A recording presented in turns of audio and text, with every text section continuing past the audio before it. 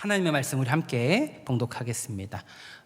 사도행전 23장 1절로 11절 말씀인데 1절에서 10절까지만 우리 봉독하고 말씀 전하도록 하겠습니다. 바울이 공회를 주목하여 이르되 여러분 형제들아 오늘까지 나는 범사의 양심을 따라 하나님을 섬겼노라 하거늘 대제사장 아나니아 바울 곁에 서 있는 사람들에게 그 입을 치라. 바울이 이르되 회칠한다며 하나님이 너를 치시리로다. 네가 나를 율법대로 심판한다고 앉아서 율법을 어기고 나를 치라 하느냐 하니 곁에 던 사람들이 말하되 하나님의 대제사장을 내가 욕하느냐. 바울이 이르되 형제들아 나는 그가 대제사장인 줄 알지 못하였노라. 기록하였으되 너의 백성의 관리를 비방하지 말라 하였느니라 하더라.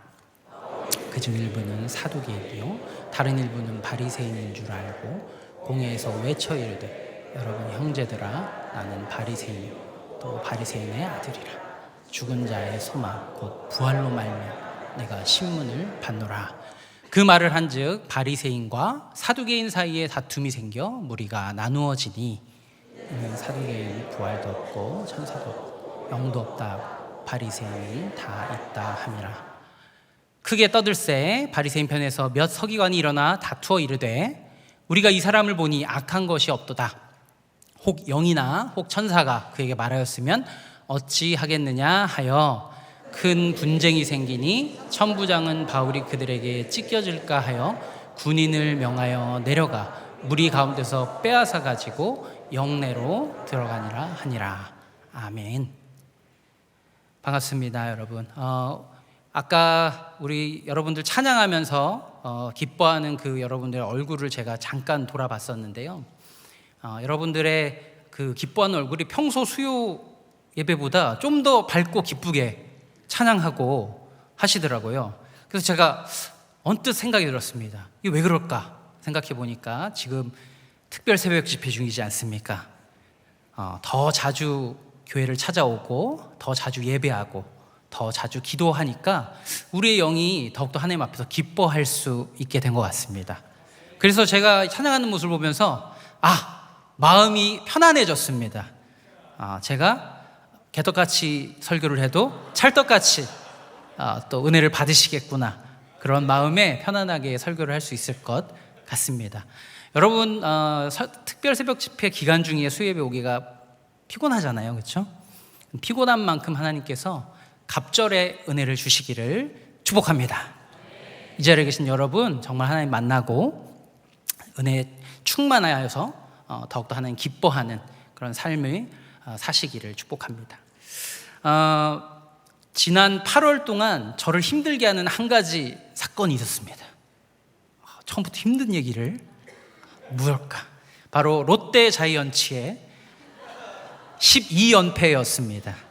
저는 서울에서 태어났지만 서울에서 태어난 거 맞습니다.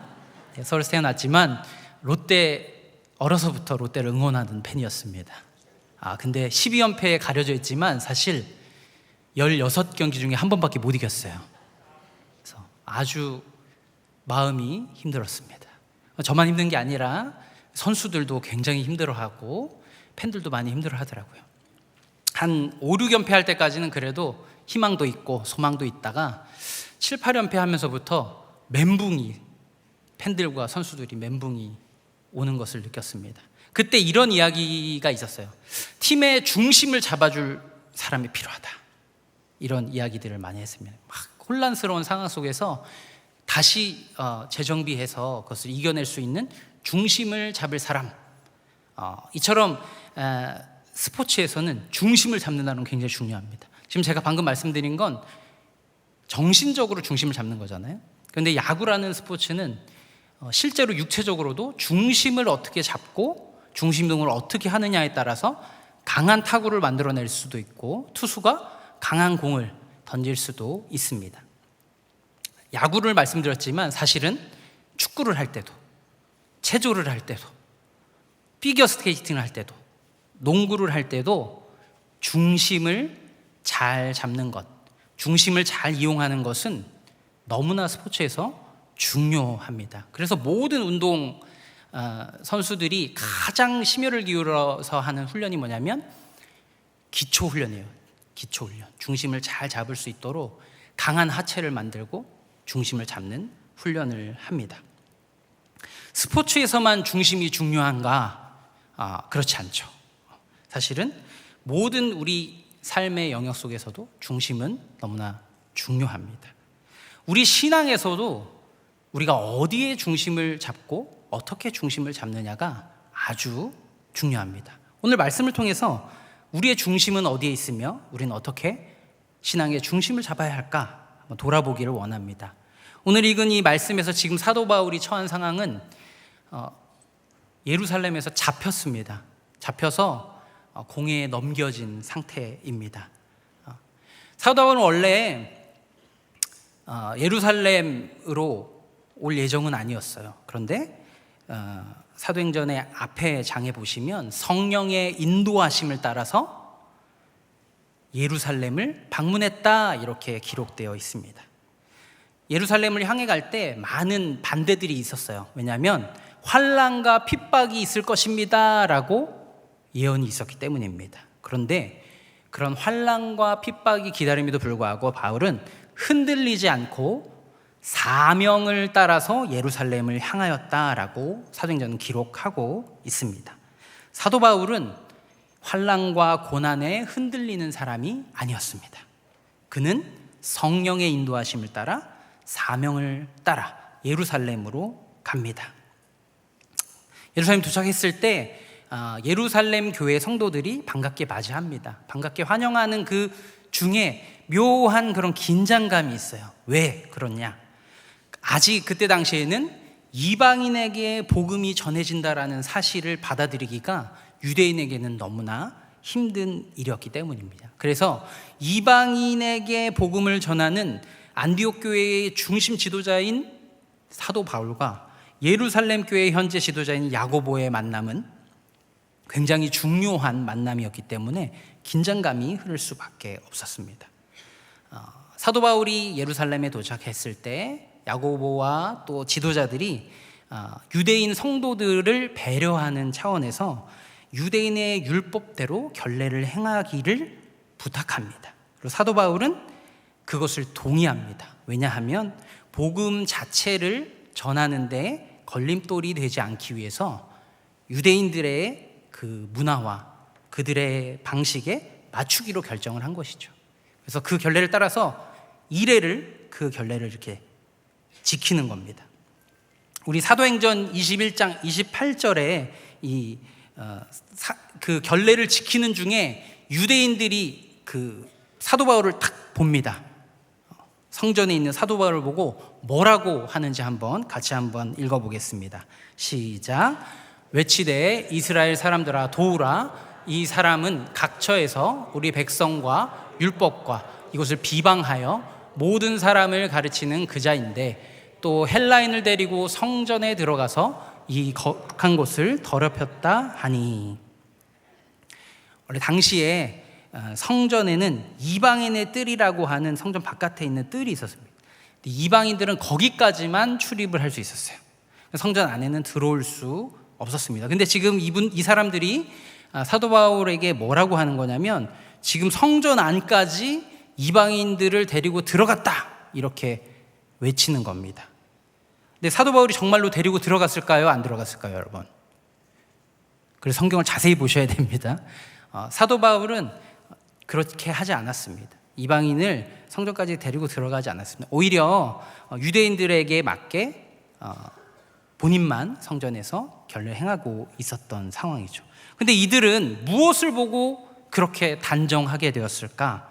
유대인들은 바울이 성전이 아니라 다른 곳에서 이방인들과 함께 다녔다라는 그 사실을 근거로 성전에 같이 들어갔다라고 주장하고 있는 것입니다. 이게 납득이 되는 주장일까요, 여러분? 바울은 성전에는 같이 가지 않았어요. 그런데 이방인이랑 같이 있었다라는 그 사실 자체가 유대인들이 받아들이기는 성전까지 들어갔다라고 주장하게 되는 것입니다. 왜 유대인들이 이런 억지 주장을 할 수밖에 없었는가? 유대인들은 사실이 중요하지 않았기 때문입니다. 유대인들에게 중요한 것은 저 바울, 우리들이 미워하고 이방인을 자꾸 이렇게 끌어들이려고 하는 저 바울에 대한 그 마음, 이것 때문에 사실이 아닌 것까지 사실로 만들어서 그에게 죄목을 덮어 씌웁니다. 그들은 자기 자신의 그 감정, 바울을 향한 미움, 이것들 때문에 사실 자체를 왜곡해버리고 적대적인 태도를 정당화시키려고 하고 있는 것입니다. 나의 편견이 사실이 되어버리는 잘못을 저질렀습니다. 지금 그래서 바울은 그것 때문에 군중들에게 그리고 이제 공회 앞에서 자신을 변호하고 있습니다. 오늘 우리가 읽은 본문에서 세 종류의 사람이 나옵니다. 우리는 이 자기 자신을 중심으로 하는 사람들을 살펴보면서 우리 자신을 돌아볼 수 있기를 원합니다. 먼저 대제사장 아나니아가 있습니다.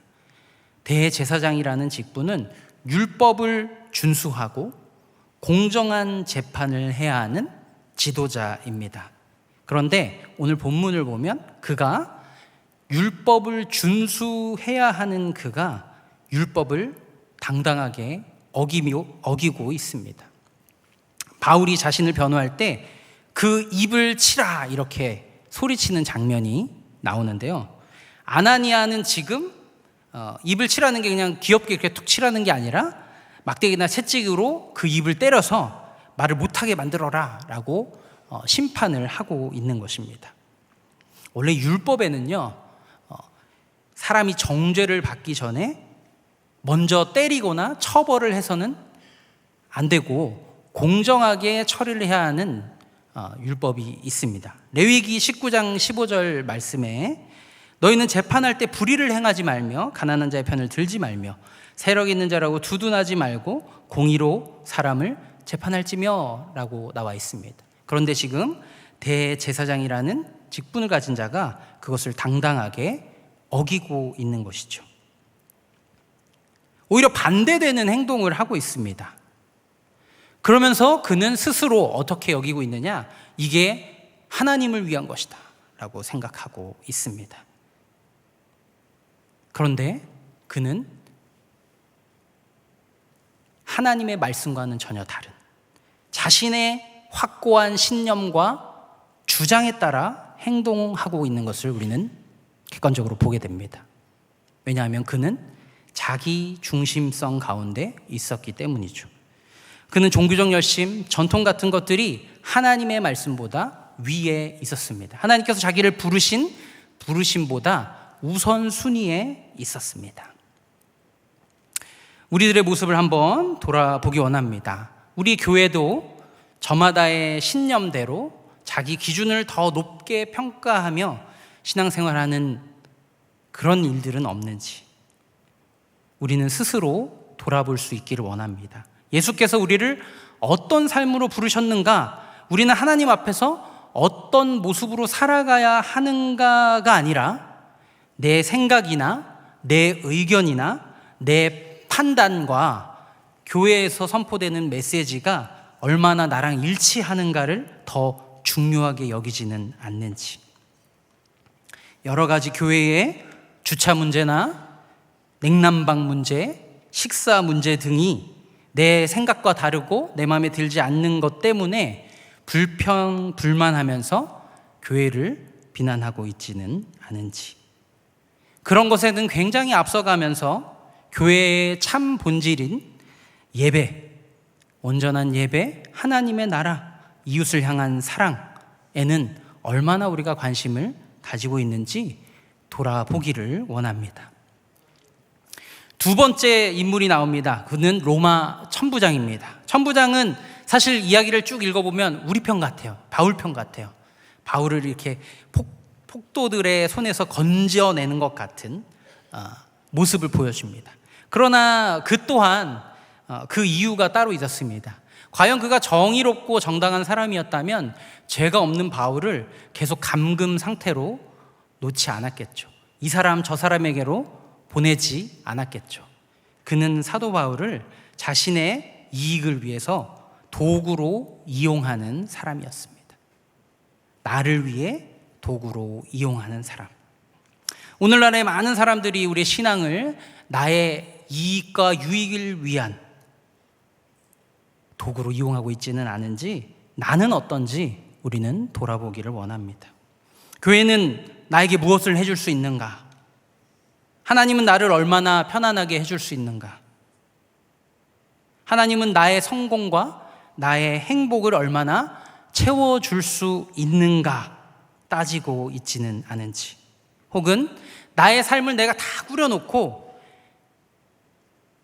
교회라는, 하나님이라는 장식을 살짝 달아놓는 그런 삶을 내 스스로 꾸려나가고 있지는 않은지 우리는 돌아보아야 합니다. 신앙을 나를 위한 이용 가치가 있는 무엇으로 보고 있지는 않은지 우리는 스스로 돌아봐야 합니다. 신앙을 이용하는 특징 중에 기복신앙이 있죠. 하나님, 제가 이 시험만 합격하면 그때부터는 훈련도 열심히 제자훈련 받겠습니다. 이 일만 해결해 주시면 제가 헌금 크게 하도록 하겠습니다. 뭐만 해 주시면, 그런 거죠.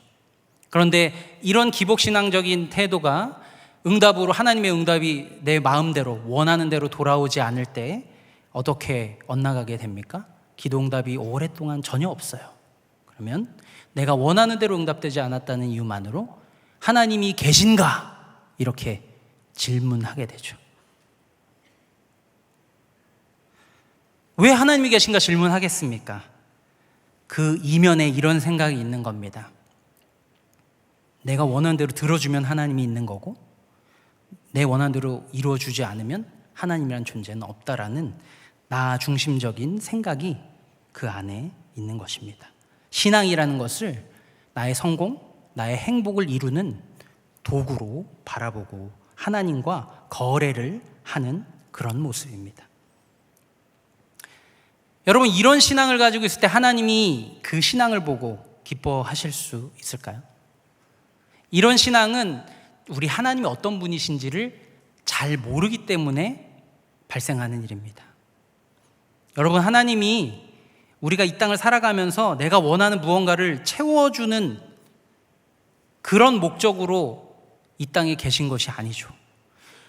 반대로 우리가 하나님의 영광을 위하여 이 땅에 있는 것이죠. 우리는 사실 하나님께 뭘 더 구할 필요가 없습니다. 사실은 하나님께서 내가 이거 좀 잘 됐으면 좋겠는데 기도해도 안 들어주셔도 사실은 상관없어요. 왜 그러냐? 이미 죽을 수밖에 없는 우리에게 가장 소중한 생명을 이미 주셨기 때문입니다. 이제 내가 사는 것은 그리스도 안에서 하나님을 예배하며 주께 영광 돌리며 이 부족한 나의 모습대로 하나님 앞에 나아가는 그런 삶이어야지 더 무엇을 바라는 삶은 아닌 것이죠. 여러분, 교회는 어떤 곳이어야 합니까? 교회는 하나님을 예배하는 곳이어야 합니다. 예수님처럼 사랑하기 위해서, 예수님처럼 섬기기 위해서 애쓰는 곳이어야 합니다. 그곳을 내 욕망을 채우는 곳, 내 작은 소원을 이루기 위한 곳, 내가 행복하기 위한 곳으로 삼아서는 안 되는 것이죠. 그거는 교회의 목적도 아니고 우리 하나님께서 우리를 부르신 이유도 아닙니다. 세 번째 인물은 사두개인, 바리새인들입니다.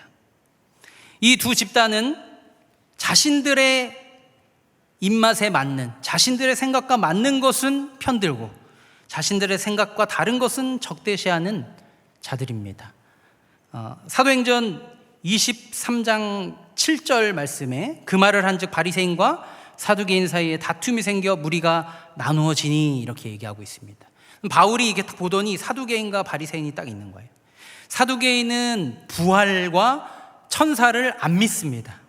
그리고 바리새인은 부활과 천사를 믿습니다. 그걸 딱 본 거예요.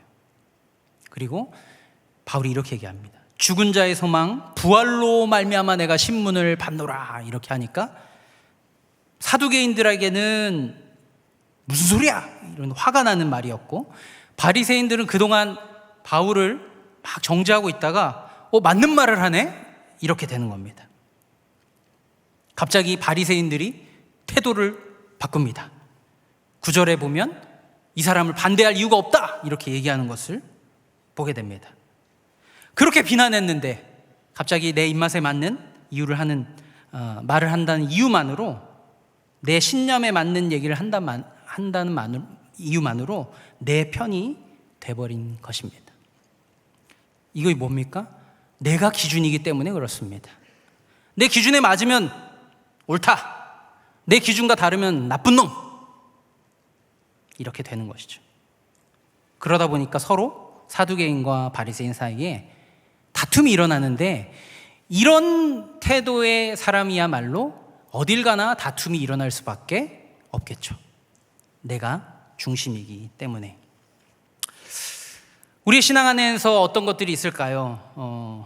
한 가지 생각나는 것은 설교를 들을 때 우리의 모습을 한번 돌아봅시다. 지금 이 순간 여러분의 모습을 한번 생각합시다. 내 마음과 같아. 잘한다. 그리고 저건 아니지.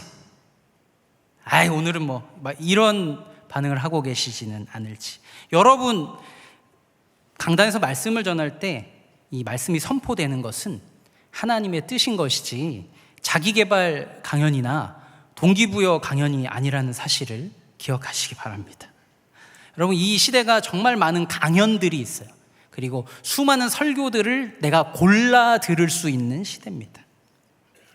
내 중심으로 내가 원하는 것을 골라 들을 수 있는 것이죠.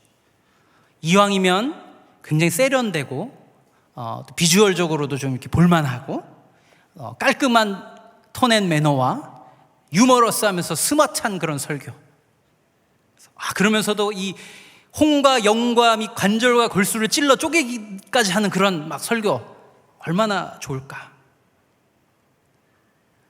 그 안에 나 중심이 있다는 사실을 우리는 기억해야 합니다. 오늘 설교 너무 좋았어, 진짜 은혜로웠어, 이 꼴 마음에 드는 설교를 하는구나. 오늘 좀 아닌 것 같아. 그럼 이제 내 마음에 들지 않는 것이죠. 내 마음에 들지 않으면 우리 눈에 수많은 단점들이 보이기 시작합니다. 지루해. 집중이 오늘 좀 안 되네. 저 목소리가 좀 너무 큰 거 아니야? 에어컨이 너무 더운데. 저 넥타이 색깔이 왜 저래? 표정은 왜 저래? 왜 이렇게 굳어 있어? 무엇이 됐든 걸림돌이 될 수 있는 것입니다. 지금 넥타이 보지 마시고요. 나 중심으로 내 입맛에 맞는 것만 골라서 받아들이기 때문에 일어나는 것이죠. 우리 자신의 죄를 드러내고 내 마음의 양심을 찌르는 설교를 하게 되면, 목사님 설교 너무 무거워요, 언제까지 죄를 해야 됩니까? 그럼 어떻게 해야 될까요? 당신은 사랑받기 위해 태어난 사람, 지금도 그 사랑을 받고 있습니다. 이것만 지금 1년 365일 해야 될까요? 성경 66권 중에 과연 그렇게 우리를 위로만 하는 구절은 몇 구절이나 될까요? 우리는 언젠가는 들어야 합니다. 누구든지 자기를 부인하고 자기 십자가를 지고 나를 따를 것이니라. 오늘 말씀에 나온 이 세 부류의 사람들 모두 공통적으로 자기 자신이 중심이 된 사람들이었습니다. 자기 중심성에 대해서 디모데후서가 뭐라 말씀하는지를 우리가 함께 봉독했으면 좋겠습니다. 디모데후서 4장 3절과 4절 말씀입니다. 시작. 때가 이르리니 사람이 바른 교훈을 받지 아니하며 귀가 가려워서 자기 사욕을 따를 스승을 많이 두고 또 그 귀를 진리에서 돌이켜 허탄한 이야기를 따르리라. 인간의 죄성이 우리를 이렇게 끌어당깁니다. 점점 자기 중심으로 우리를 발목을 잡아 끌어내립니다. 하나님이 중심이 되는 것이 아니라 내가 중심이 될 수 있도록. 이 자기 중심성에 빠져버리게 되면 하나님이 없는 삶, 내가 하나님이 되는 지경, 교만에 빠지게 됩니다. 영적인 무질서와 혼란에 빠지게 되는 것이죠. 이런 신앙을 가지게 되면 기도를 하든지 예배를 드리든지 나를 얼마나 채우는가에 집중하게 됩니다. 원래 예배의 이유, 기도의 이유가 사라져버리게 됩니다. 교회 안에서 서로 다른 나와 나가 충돌하고 갈등하고 분열하게 됩니다. 내가 편안한가, 내 생각과 일치하는 것만을 찾아다니게 됩니다.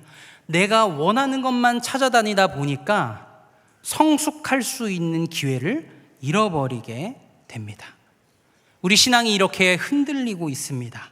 목자를 잃은 양과 같이 바람 앞에 촛불같이 흔들리고 있습니다. 우리는 어떻게 그럼 중심을 잡아야 할까요? 미국에 가면 허리케인 태풍이 많이 부는데요. 그 라이브 오크라는 그 참나무가 있다고 합니다. 그 참나무는 이 어릴 때부터 깊이 뿌리를 단단하게 내린다고 해요. 그래서 허리케인이 불어도 웬만하면 중심을 딱 버티고 서서 그것들을 잘 견뎌내는 편이라고 합니다. 다른 나무들은 막 날아가도 그 참나무가 싹 지나가고 나면 참나무가 많이 남아있는 것을 볼 수 있다고 합니다. 이 나무가 버티는 이유는 이 나무가 전혀 흔들리지 않아서는 아닙니다. 나무도 흔들릴 때가 많습니다. 하지만 한 가지, 뭐냐면 그 뿌리를 깊이 내리고 바른 중심을 가지고 버티고 있기 때문입니다. 우리 신앙에서도 우리의 중심을 어디에 그리고 얼마나 깊이 잘 내리는가에 따라서 우리의 신앙의 모습이 달라지게 될 것입니다.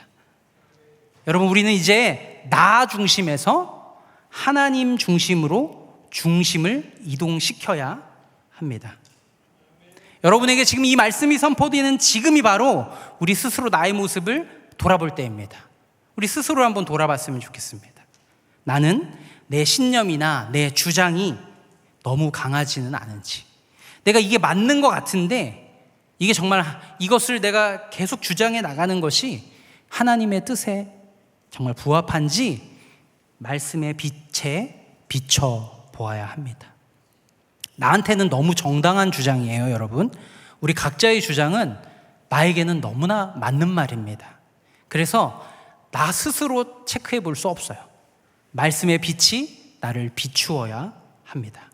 하나님, 말씀해 주십시오. 하나님 보시기에는 어떻습니까? 이게 예수님의 사랑이라는 그 기준에 맞습니까? 예수님의 가치에 맞습니까? 이게 하나님을 사랑하고 형제를 사랑하라고 하는 가장 큰 두 계명에 합당한 것입니까? 라고 우리는 물어봐야 합니다. 이렇게 나 중심이 하나님 중심으로 이동하는 것을 뭐라고 얘기하냐? 순종이라고 얘기합니다. 여기 말씀 속에 저마다 자기 중심을 뽐내고 있는데 한 사람이 홀로 빛나고 있습니다. 누굴까요?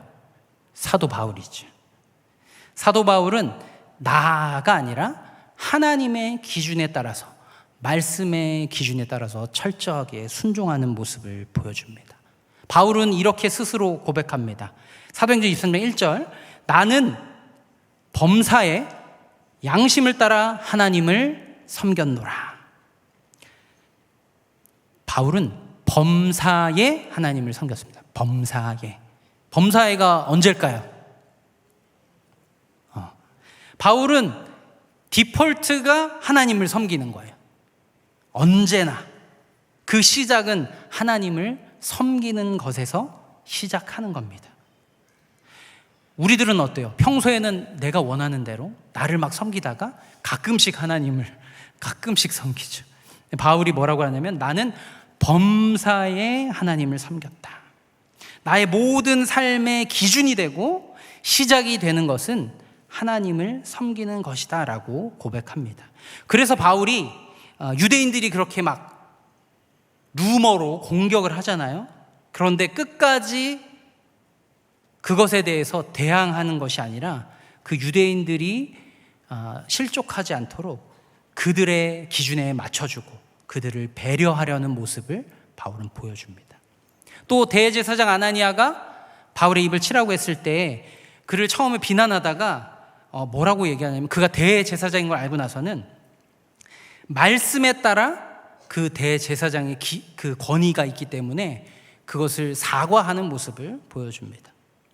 그는 하나님 중심 가운데 있었기 때문에 환난과 고통이 기다린다고 했음에도 불구하고 예루살렘으로 가기를 멈추지 않았습니다. 왜냐하면 고난과 환난이 중요한 것이 아니라 성령에 매여 사명을 따라 하나님께 순종하는 것이 그의 삶의 중심이고 기준이었기 때문입니다. 사도행전 20장 22절 23절에 이렇게 말씀하고 있습니다. 보라, 이제 나는 성령에 매여 예루살렘으로 가는데 거기서 무슨 일을 당하는지 알지 못하노라. 오직 성령이 각성에서 내게 증언하여 결박과 환난이 나를 기다린다 하시나. 바울은 환난이나 결박에 흔들리지 않았습니다. 바울은 중심을 딱 지키면서 설령 조금씩 흔들릴 때에도 그 중심을 잘 지켜나가고 있습니다. 바울이 어디에 중심을 두고 있었는지 우리 사도행전 20장 24절을 다 같이 함께 읽어보겠습니다. 시작. 내가 달려갈 길과 주 예수께 받은 사명 곧 하나님의 은혜의 복음을 증언하는 일을 마치려 하면은 나의 생명조차 조금도 귀한 것으로 여기지 아니하노라. 바울의 중심에는 사명이 있었습니다. 하나님의 뜻과 하나님의 나라, 하나님의 부르심이 그의 중심에 있었습니다. 그 사명 때문에 그가 다른 사람들처럼 자기 중심을 따라가지 않을 수 있었습니다. 여러분, 우리는 죄인이기 때문에 가만히 있으면 자기 중심으로 갈 수밖에 없습니다. 그럼 어떻게 해야 되느냐? 바로 우리를 부르신 하나님의 부르심, 나를 향한 하나님의 뜻, 나의 사명을 따라가야 하는 것입니다. 바울은 나의 사명을 따라가는 것을 주저하지 않았습니다. 그는 사명 때문에 오해를 받고 사명 때문에 환난과 결박을 만나도 그것에 집착하지 않았습니다. 바울은 더 나은 가치를 위해서 다른 가치들을 다 버렸다라고 고백합니다. 나의 자랑할 만한 것들을 배설물처럼 쓸모없게 여기고 버려야 할 것으로 여겼다라고 얘기합니다. 그래서 그는 하나님의 말씀을 찾고 성령의 인도하심을 따르고 성령에 매여서 예루살렘으로, 그 고난으로 순종하며 나아갑니다. 바울이 누구를 보고 이런 삶을 살 수 있었을까요? 바로 그 순종의 본을 우리에게 먼저 보여주신 예수 그리스도의 순종을 보고 따라가는 것입니다. 우리 히브리서 5장 8절 9절에 예수께서 어떻게 순종하셨는지 우리 함께 읽어보겠습니다. 시작. 그가 아들이시면서도 받으신 고난으로 순종함을 배워서 온전하게 되셨은즉. 바로 예수 그리스도께서 먼저 고난으로 순종함을 보이셨습니다. 그리고 바울이 그 예수 그리스도를 보고 자신도 순종으로 따라가고 있습니다. 그 사도 바울의 모습을 보고 우리도 순종으로 따라가기를 소망하시기를 축원합니다. 순종을 할 때 고난과 어려움이 우리에게 임할 수도 있습니다. 그러나 그것은 우리를 성숙하게 하시기 위한, 우리로 온전함을 이루게 하시기 위한 하나님의 훈련입니다. 여러분, 절대 하나님 뜻을 따라가는 삶이 평탄대로이기만 하지 않습니다. 예수님처럼 사랑하려면 참아야 하고 포기해야 되고 내려놔야 되고 섬겨야 합니다. 그러나 우리가 바른 중심 앞에 우리의 뿌리를 깊이 내리기 시작할 때 우리는 조금 흔들릴 수는 있으나 어떠한 태풍이 와도 굳게 서 있을 수 있습니다. 우리 주님이 어떤 말씀을 주셨는지 요한복음 8장 31, 32절 말씀을 제가 읽어드리겠습니다. 너희가 내 말에 거하면 참으로 내 제자가 되고 진리를 알지니 진리가 너희를 자유케 하리라. 우리가 진리를 알고 하나님을 알고 그 하나님께 순종하는 것은 나의 기준을 버리고 나를 억압하고 하는 것처럼 보이지만 사실은 다 버리는 그 가운데 우리에게 참 자유를 주시는 하나님의 방편입니다. 하나님은 순종으로 그것을 이루게 하셨습니다. 우리는 우리의 현실을 볼 때 늘 불만입니다. 사는 게 힘들고 내가 원하는 대로 잘 되지 않고 그걸 이룰 능력도 없고 나의 기대는 큰데 그걸 다 할 수 없다라는 이 현실 속에서 그래도 신앙생활하면 그것들 고통으로부터 고난으로부터 좀 벗어날 수 있지 않을까 기대합니다. 그것을 탈출구로 우리 신앙을 열심을 내서 삼으려고 합니다. 그러나 우리의 믿음이라는 것은 열심히 믿어서 고통과 고난으로부터 벗어나는 것이 아니라 내가 어떤 만족과 유익을 누리는 것이 아니라 나의 소원을 이루는 것이 아니라 나를 향한 하나님의 뜻, 그 하나님의 계획에 귀 기울이는 것, 그 자체입니다. 그 하나님께 귀 기울이고 그 말씀 앞에 순종하는 것입니다. 그것이 좀 불편한 이야기라 할지라도 좀 고통이 따른다 할지라도 환난이 나에게 올 수 있다 하더라도 그것이 하나님의 뜻이고 나를 향한 부르심이기에 우리는 순종하며 나아갈 수 있습니다. 그게 바로 그리스도인입니다. 여러분, 내가 어떤 보상을 얻을까, 어떤 축복을 얻을까를 위하여서 믿지 마시고 내가 손해를 보더라도 예수님께서 가셨던 그 순종을 따라 나도 예수님을 닮아 아버지의 말씀에, 아버지의 뜻에 순종하며 나아가자. 우리를 그렇게 불러주시고 우리의 아버지라고 말씀해 주시는 하나님께서 우리에게 이것을 요청하고 계십니다. 우리는 이 땅에서 한 번 살아가는 나의 삶을 세상에서 주장하는 것 같이 사는 것이 아니라 그들을 쫓아 그들과 닮은 모습으로 살아가는 것이 아니라 우리의 중심을 하나님께로 이동시켜서 예수께서 먼저 그렇게 사신 것처럼 너희는 먼저 그의 나라와 그의 의를 구하라 라고 말씀하신 것처럼 우리도 그렇게 살아가기를 결단하고 순종할 수 있기를 주님의 이름으로 축원합니다. 이렇게 아버지께 순종하며 하나님을 사랑하고 이웃을 사랑하는 것이 무엇인지 늘 찾아보고 관심을 기울이면서 그렇게 살아가려고 노력하는 것, 그것이 비록 세상이 볼 때 좀 특별하지 않아 보이고 대단하지 않아 보이고 별 볼일 없어 보일지도 모르겠지만 이 땅 가운데 이 세상 속에서 그리스도인이라는 정체성으로 살아가는 것, 이것이 믿음입니다. 이것이 순종입니다. 여러분, 저는 우리 호산나 교회 모든 성도들이 나의 삶으로 이것을 살아내기를 축복합니다. 이것이 바로 우리를 부르신 하나님의 사명이며 정체성입니다. 이 사명 앞에, 이 부르심 앞에 설 때에 하나님께서 우리에게 부어주신 놀라운 은혜와 그 진리가 여러분의 영혼을 충만하게 하고 여러분의 삶의 중심이 하나님의 중심으로 뿌리 내려서 온전히 순종으로 하나님을 예배하는 저와 여러분이 되시기를 주님의 이름으로 축원합니다.